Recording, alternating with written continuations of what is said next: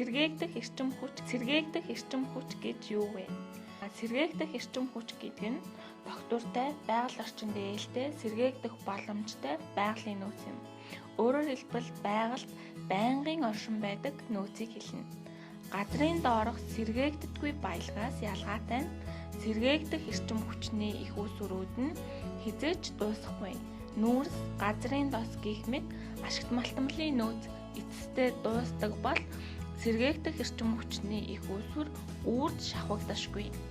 Сэргээгдэх эрчим хүчний төрлүүд үндсэн 5 хэсгээс бүрдэнэ. Үүнд салхины эрчим хүч, нарны эрчим хүч, усны эрчим хүч, биомасс, газрын гүний дулаан. Салхины эрчим хүч гэдэг нь салхийг ашиглаж цахилгаан их үүсвэрийг эргүүлэн цахилгаан авдаг процесс юм. Салхины эрчим хүч нь том ба жижиг болдог болохоор гэрт болон төвийн шугамд аль алийг нь хэрэглэж болдог. Салхи яаж үүсдэг вэ? Нар дэлхий дээр тусах үед зарим газрыг илүү дулаан болгосноор агаарыг хөдөлгөж эхэлдэг юм. Халуун агаар нь хүйтэн агаар руу урсаж салхи үүснэ. Салхин синс хэрхэн ажилладаг вэ? Салхин синс нь салхидах кинетик энергийг цахилгаан үүсэх хөдөлгөөний энерги болгон хувиргадаг. Үүнд байгалийн салхи нь салхин синсийг эргүүлж хөдөлгөөнд оруулдаг. Салхин синс нь салхины аясаар хөдлөхөд саадгүй байхаар холбогдсон байдаг. Эргэж байгаа синсийг генератортой холбосноор генератор нь эргэж цахилгаан эрчим хүч үүсгэдэг. Цахилгаан гүйдэл нь турбин цамхгийн доор байрлах кабелаар дамждаг. Энэ нь гүйдлийн хүчлийг өөрчилдөг, трансформаторт хүрдэг бөгөөд ингэснээр түүнийг дамжуулах шугам дээр илгээдэг.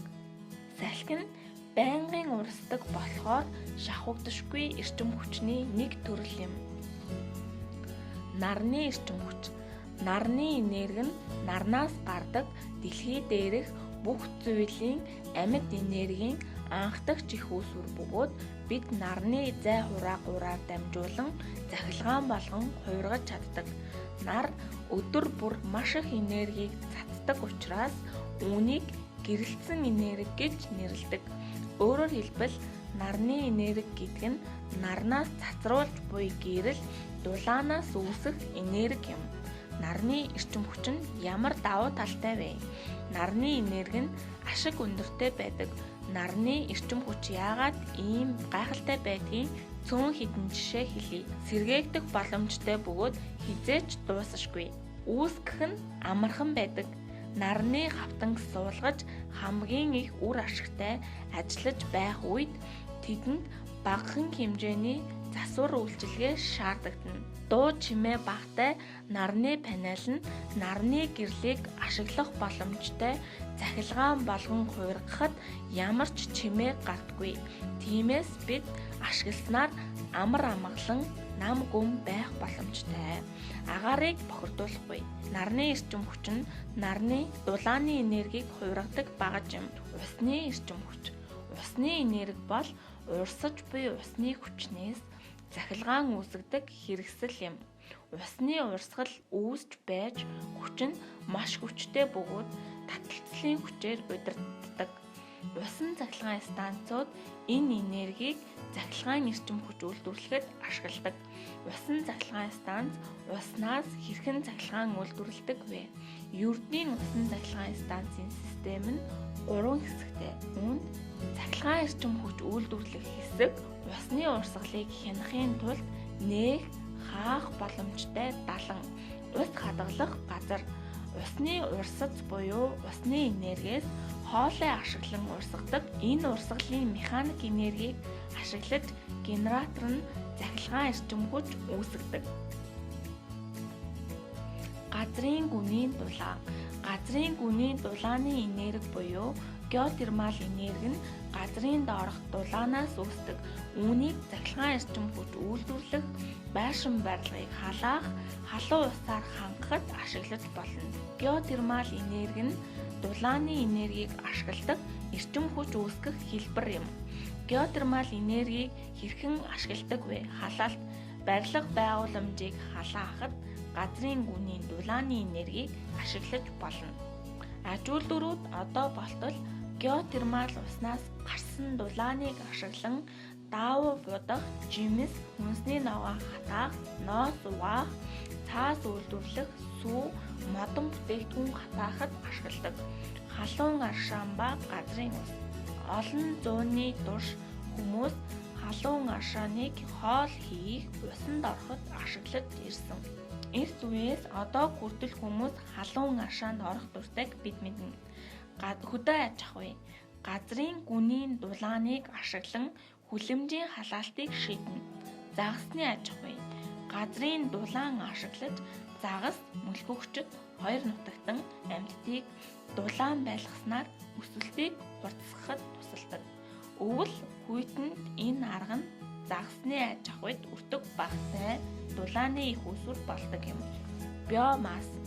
Биомасс бол органик бодисоос үүдэлтэй энерги юм. Биомассын төрлүүдэд мод, ургац, далайн ургамал орно. Биомасс нь нарнаас энерги авдаг бөгөөд сэргээгдэх эрчим хүчний их усүр юм. Биомасс эрчим хүчийг хаанаас авдаг вэ? Бүх органик бодисууд нь нарнаас хадгалагдсан энергийг агуулдаг бөгөөд энэ нь биомассаас гардаг энерги юм. Ургамал нарнаас гарах энергийг навч, иш, жимс, үндэс дээрээ хадгалдаг. Хүн амьтан ургамлын гаралтай хоол хүнсийг идэж тэдгээрийг агуулж буй энергийг ашиглан хөдөлдөг. Биомассыг хэрхэн ашигладаг вэ? Биомассыг шатаах, мод, хог зэрэг нь дулааныг үйлдвэрлэдэг бөгөөд үүнийг баашинд хоол хийхэд болон үйлдвэрлэлийн зорилтоор ашиглаж болно. Биомассыг мөн этилийн спирт, биодизель хэмээх түлш болгон хувиргаж олон төрлийн тээврийн хэрэгсэлд ашиглах боломжтой. Биомассын давуу тал юу вэ? Биомассын тухай хамгийн сайн зүйл бол сэргээгдэх эрчим хүч юм. Бид олон төрлийн ургамал эсвэл мод тарих замаар үйлдвэрлэх боломжтой гэсэн үг юм. Сэргээгдэх эрчим хүчний давуу тал.